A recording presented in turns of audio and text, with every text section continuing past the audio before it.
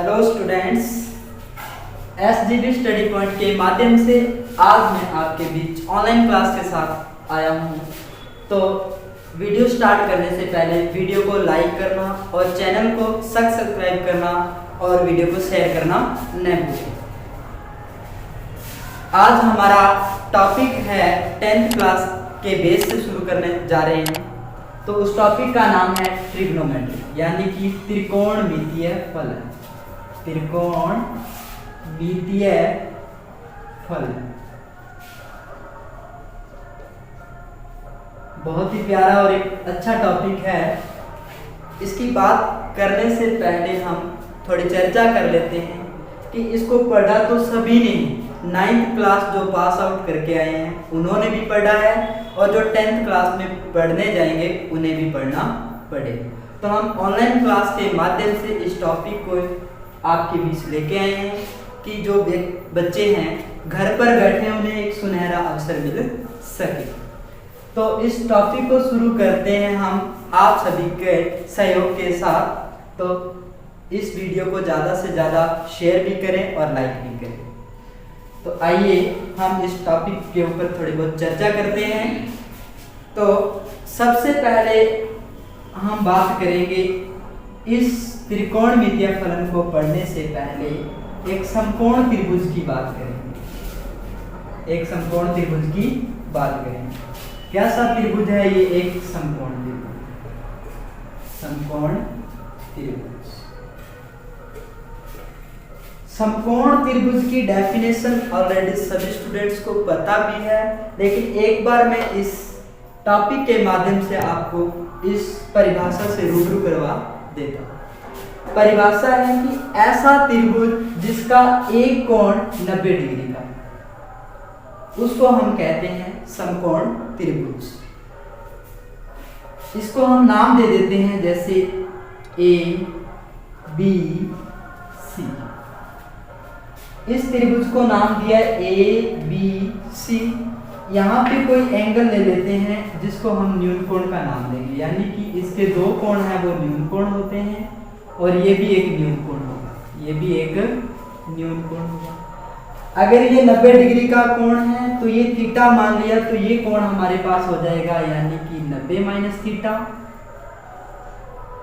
बात हमें ये पता है कि त्रिभुज के तीनों कोणों का जो योग होता है वो हमारे बीच होता है 180, यानी कि 180 डिग्री। एक कोण हमारे पास थीटा है, एक कोण 90 माइनस थीटा है और एक है हमारे पास 90। तो यानी कि तीनों कोणों का जो योग होगा वो 180 होगा, यानी कि 180 डिग्री। अब त्रिकोणमितीय फलन में इसका क्या सहयोग रहता है? तो त्रिकोणमितीय फलन में समकोण त्रिभुज का बहुत ज्यादा योगदान है। इसकी एक पाइथागोरस प्रमेय का बहुत योगदान रहता है। पाइथागोरस प्रमेय। तो पाइथागोरस प्रमेय पढ़ने से पहले इस ट्रायंगल पर हम देखेंगे कि कौन सी भुजा कर्ण है, कौन सी भुजा आधार है और कौन सी भुजा लंब है। तो आप सभी ने ये ध्यान रखना है कि 90 डिग्री के बिल्कुल सामने वाली भुजा को हम नाम दे देते हैं कर्ण। क्या नाम दे देते हैं? कर्ण। और इस थीटा के सामने यानी कि सी एंगल को हमने थीटा माना है, तो इस थीटा के बिल्कुल सामने जो भुजा होती है उस भुजा को हम नाम दे देते हैं लंब। क्या नाम दे देते हैं? लंब। अब कर्ण भी आ चुका है, लंब भी आ चुका है, तो एक भुजा हमारे बीच में बच चुकी है। उस भुजा का जो नाम है वो हमारे पास क्या है? आधार। तो यानी कि एक कर्ण भुजा होती है, एक लंब होता है और एक आधार होता है। अब कर्ण भुजा है वो इन दोनों भुजाओं से बड़ी होती है, तो हम ये कह सकते हैं कि कर्ण है वो इस त्रिभुज की सबसे बड़ी भुजा होगी। मतलब ये हुआ कि जो इसका मान दिया होगा और इसका मान, इन दोनों का स्क्वायर करके जोड़ दिया जाता है तो वो तीसरी भुजा के स्क्वायर के बराबर आता है। तो लंब आ चुका है, कर्ण भी आ गया, आधार भी आ गया। इन तीनों से मिलकर एक पाइथागोरस प्रमेय बनती है वो पाइथागोरस प्रमेय क्या है आपके बीच ध्यान से देखना। हम ये कह रहे हैं कि ये भुजा सबसे बड़ी है तो ये दोनों भुजाओं का जो योग होगा स्क्वायर करेंगे, वो तीसरी भुजा के योग के स्क्वायर के क्या आएगा, बराबर आएगा। तो हम देखें कि तीसरी भुजा के योग के बराबर आएगा तो सबसे बड़ी भुजा के स्क्वायर के बराबर आएगा।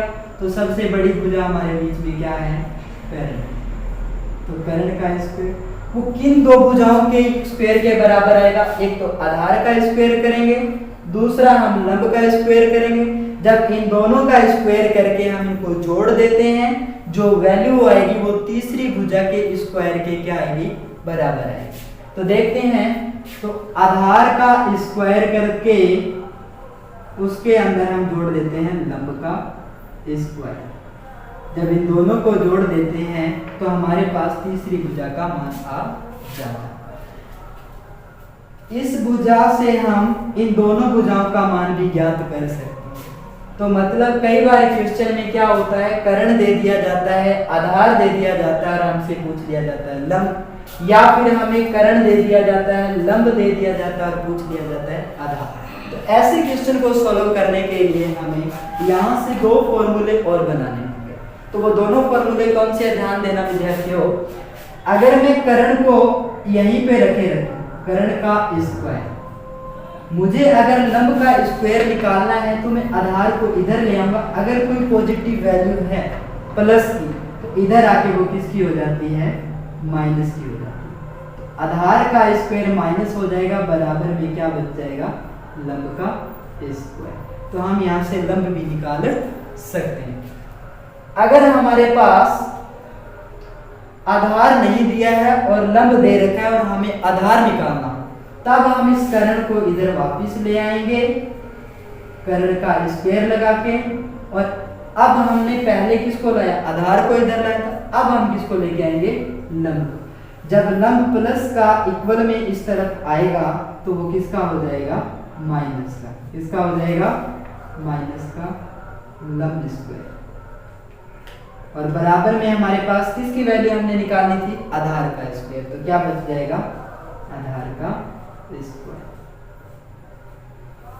ये तीन फॉर्मूले हैं। वैसे तो इंपॉर्टेंट यही है, इसी फॉर्मूले से हम इनको दो फॉर्मूले बना सकते हैं। ये अपनी सुविधा के अनुसार बनाया हुआ है। तो हम चलते हैं, एक इस प्रश्न को सॉल्व करेंगे। छोटे छोटे 2-3 प्रश्नों से पता चलेगा कि हमें कैसे भुजा निकालनी है और उसका क्या योगदान रहेगा हमारे त्रिकोणमितीय फलन में। तो मैं क्वेश्चन ले लेता हूं। क्वेश्चन है हमारे पास, एक त्रिभुज ABC लिख देते हैं। त्रिभुज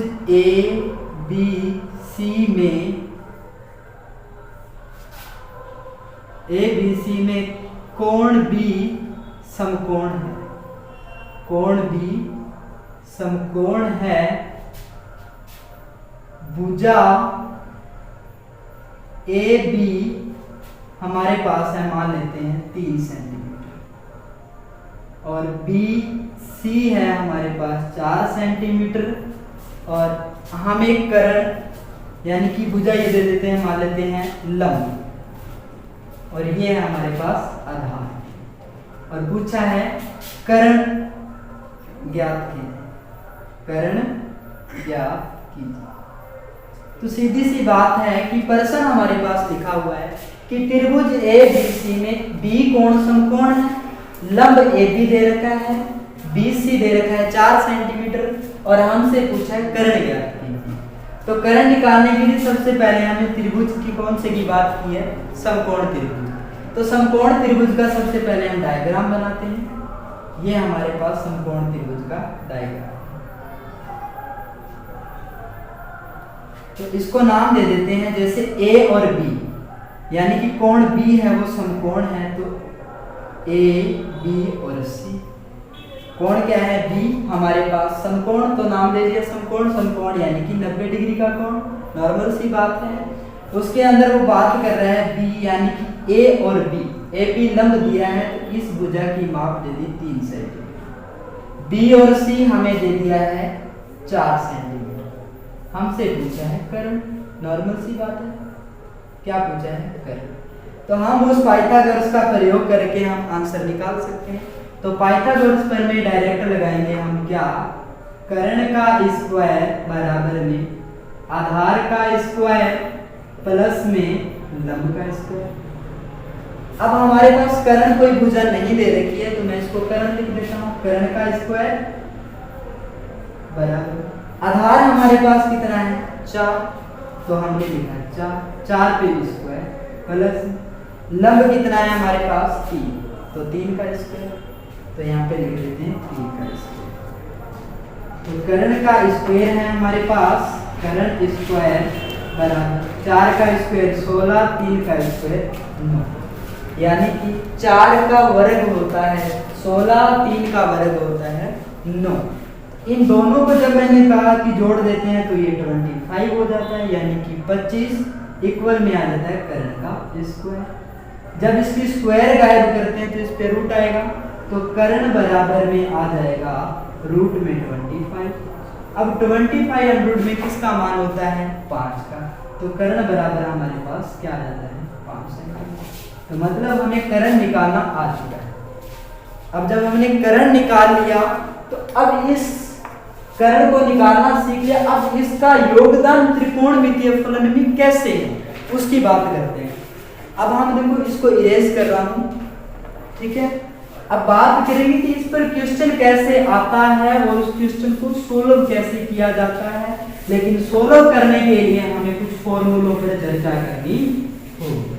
तो वो फॉर्मूले कौन कौन से हैं जिनकी मैं बात करने जा रहा हूं आपके बीच। तो सबसे पहले आप सभी ने ध्यान देना है कि मैं डायग्राम बना के आपको अच्छे तरीके से इसके बारे में जानकारी दे दूं। तो डायग्राम मेरे पास आ चुका है ए बी सी, ये हमने लंब मान लिया, ये कर्ण मान लिया और ये मान लिया मैंने आधार।